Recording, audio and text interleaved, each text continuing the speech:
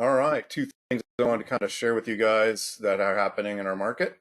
AAR released the listing contract exclusive right to sell that is through the AAR instead of Armless. Much prettier and much cleaner. It's got the same layout as the contract in all of our documents now, which is awesome. Much easier to find things, but of course, the first time you go through it, it's going to be confusing because everything's been moved. So just letting you know it's out there. Take a gander at it if you get a few minutes, but it is live now. You should be able to find it in Transaction Desk or Zip Forms or on the AR website. The other cool thing that happened recently, and I wish Austin was going to make it today, but we've sold the first 3D printed home in the U.S. And this gentleman here, Stephen King, great name, landed that deal, and I'm pretty sure he's going to be set for life now. He's going to be famous. All these people contributed aspects like roofing, windows, all the extra bits that you don't get. But basically, it just poops out this. Literally poops it out. It's like they say toothpaste, but I call it pooping it out. They layer up concrete layers 3D print wise, and all it takes is one or two guys just monitoring things, sitting there watching. That's his big job. Make sure it doesn't stop or break. That's it. Two or three guys can build an entire home, and then all they do is come in and finish it. The cool thing was, in really tight inventories like we have now, this could be awesome if they could ramp this thing up pretty quickly. So it's not just China anymore that has 3D printed homes. You know, we've got one in New York, and hopefully some more here in Arizona soon. The next part, I kind of go over a weekly tip, unless anybody's got any questions about that last bit.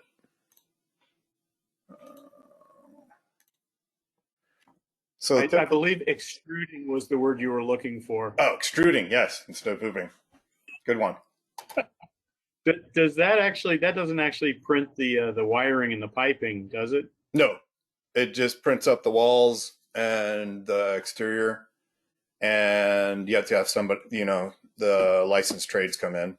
That's how it takes 4 people instead of just that one dude sitting on the chair. So you need a roofer, cool, plumber, and electrician afterwards, and that's pretty much it. Somebody that's slapped in some cabinets, and you're done. Wow. Mindset. All successful realtors have it. This is a great way to 10x your business. The importance of the right mindset is we kind of go over this if you're in the coaching program. What's the first things that we kind of hammer on for several weeks? And the reason is because it's super important to your success. Money is a great motivator. Money is kind of some of the reasons why people get into this, but it's not the thing that's going to sustain you for years. If you're here just for the money, we might need to talk about that. There's one of the ones that most of the people that are top producers, you can tell they have a passion about it. They're in there. They want to make homes for people. They want to get, I don't know, certain aspects or niches, or they just love the aspects of real estate. Those people are the ones that go really, really far. So helping find your why to kind of drive your business is a very good, not just motivating factor for yourself, but also a motivating factor if you want to make successful in this business. The top 66% of the commercial realtors is thrown out there. They make over 100K. 21% of the residential make over 100K, even though the median's around about 50. But so talking about your why and why it's success, make you a successful realtor. It's kind of like an onion. You got to kind of peel it back in layers. The first layer, of course, is why you wanted to get into real estate, why you decided to get your license. Everybody's got a different reason. For myself, it was I always loved real estate. Got into it at a young age. Very first place was a condo that my ex-laws helped us get into. Foreclosures. Gotta love those foreclosures. They're eye openers once you go back to resell and you're like, how much money did I make? I can pay off all my debts. This is amazing. Personal reasons, your interest in RE. Some people love the idea of supplying people with a home. Others, they love the negotiation process. It's different for everybody. Kind of another layer is your views on real estate, what resonates with you. Some people love helping out first-time home buyers. Other people love that they can help their fellow veterans. People in certain demographics, they just love working with those people in their age groups and finding an amazing home. Then basically your core values. What do you feel about success in real estate? Is it ethics? Is it you think everybody should be an investor? It's the most amazing investment possible. Whatever that is for you, it's different for everyone. The thing that actually also about this is the correct mindset is kind of a growth mindset. The biggest one was that they found out through research that our brains are very malleable to suggestions and persuasions to it. There's a lot of people that do those kind of real estate seminars where they make you twist your arm behind your back as far as you can and then make you imagine that you can wrap your arm all the way around yourself like 5 times. Something totally impossible that is totally beyond your physical means. You try doing the arm bend test again and you can actually go usually 10-20% farther. It's some of those mindsets or things that you have set in your mind that are maybe holding you back. Only way to figure that out is to push those boundaries. And then, of course, as the right side says, failure is kind of a way for you to try and push those boundaries, figure out, does this work, does it not work? The queen of in real estate about the growth mindset of embracing failure. Her famous quote is, failure is what she's best at. She says, I fail way more than I succeed, and that's why I'm so successful. She just recently sold her real estate business for like 70 million in New York, and she was making multi-million deals every year. But basically, the reason behind that is to figure out, for a growth mentality, is figure out what those setbacks are and viewing them more as an opportunity to grow.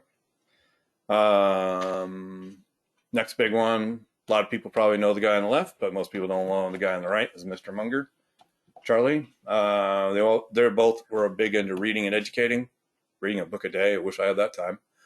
But if I was sitting on millions like they were, probably I would. I always stress this to everybody: take your CE classes like your license is expire tomorrow, especially if this is your first year. Even in the also even going beyond that, you're gonna need to go more education. The more you understand about the market, the more you understand about the industry, the more value you can convey to your clients. Another big point: set higher goals. Mr. Grant Cardone, he was really good about the 10x rule. He was saying, well, why shoot for 10 sales this year? Go for 100. Everybody's like, 100? How the hell am I going to make 100? And it's like, well, if you think about it, if you shoot for 100 and you fail 40% of that and only get 40, if you shot for 10, you undershot for 30 for that year. So it's something that happens in your mind when you start thinking 100, things in the background start subconsciously working with you to say, well, how am I going to make this 100? How can I make 100? There's some really cool things I could do to make 100. Am I not working hard enough to make 100? Yeah, it adds up.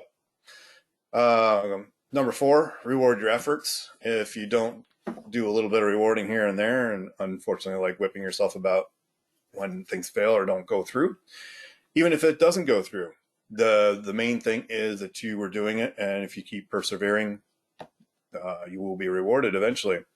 My wife and I don't love champagne, but we never have any in the house. And you only get champagne whenever I close a deal or do something amazing in real estate. And one of the things we just did recently was fired a really annoying client, and we had 2 bottles of champagne that night. So our efforts. So reward your efforts.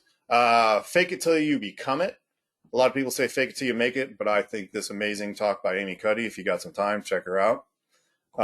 She talks about faking it until you become it. And once you keep putting it in your mind and processing that I'm going to be amazing at this, I'm going to do this.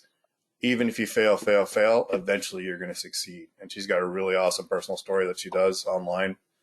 That I'll share. It should be in the videos I share out for inspirational videos for new agents. But if you don't have that or haven't seen it, let me know and I'll share it. It's very cool. She also goes into power poses. My favorite one's the water woman pose, about doing that before you have interviews or talking to people. Changes your whole mental makeup. But basically, that's kind of it for the tip. Different mindset, new results. What do they call that? The definition of insanity is trying the same thing over and over and over and expecting different results. But my biggest thing, I keep going back to Zig Ziglar. This is more of a relationship business. So if you stop selling people and just start helping them, you'd be amazed how quickly your business grows. So all about the mindset. Any questions about any of that?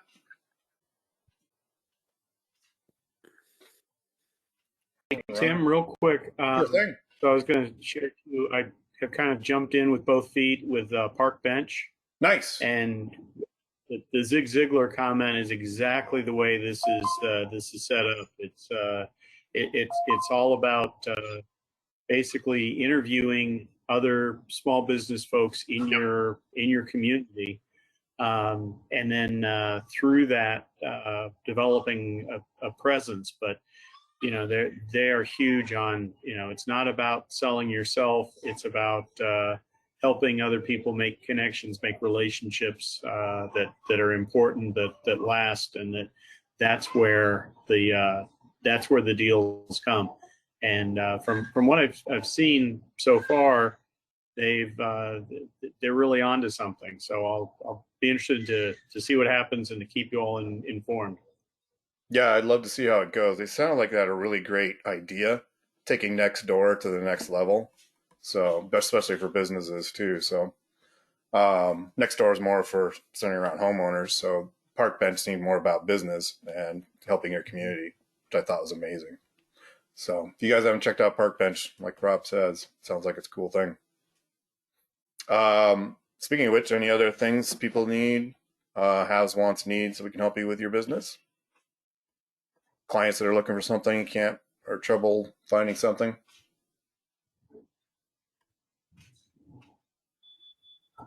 Oh, yeah, before I forget, did anybody get a chance to check out CRMs? I know we Yes, were last I got week. a quote for $100 a month from one of them, and I said no. Wow. Which one was that? Yes, I think it was.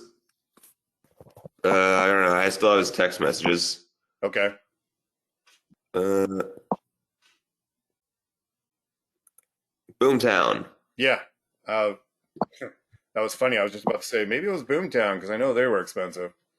Yeah, Yeah. Boomtown was the most expensive one I've seen, but they got a lot of cool tools, but I didn't Yes. see the double X value and how much they were charging. Right. Chime was about half, and it has almost the exact same features. So, Nice. I know Zach said he wasn't a fan of Lion Desk or Chime. Anybody else have anything that they found out from different CRMs? I know myself Yeah. and Abraham are having problems with Exact. I'm not sure if Lauda was too.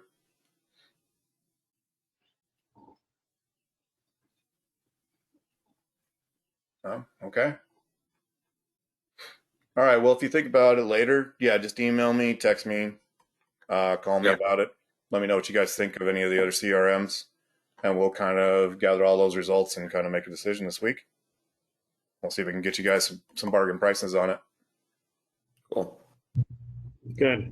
But our main goal with the CRM is something easy to get into, automation, so your life can be easier, make your life easier. And if they have campaigns, you can tie into social media tie-ins, anything like that are all bonuses.